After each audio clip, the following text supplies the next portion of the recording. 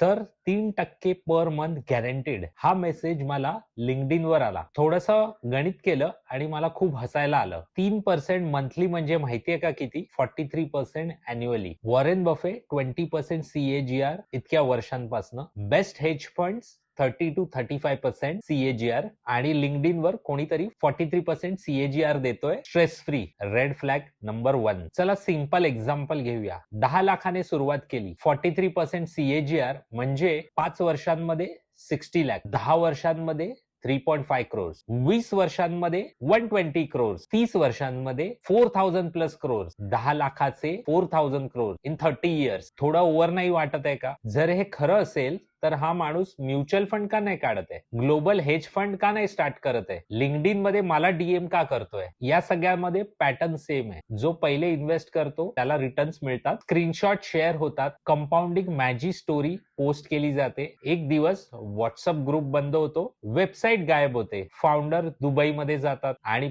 Investor police station मध्ये. Classic Ponzi scheme चे गणित. कंपाऊंडिंग हे नेहमी स्लो असते, बोरिंग असते, रिअल असते. फास्ट कंपाऊंडिंग मोस्टली फेक असते. Stop doing this with your money. 3% per मंथने वेल्थ नाही बनत. Year on year discipline maintain केल्यामुळे तुमची वेल्थ बनते. जर तुम्हाला माझा कॉन्टेंट आवडला असेल जरूर तुमच्या मित्रांबरोबर शेअर करा. माझ्या प्रोफाईलला फॉलो करा. Thank you very much.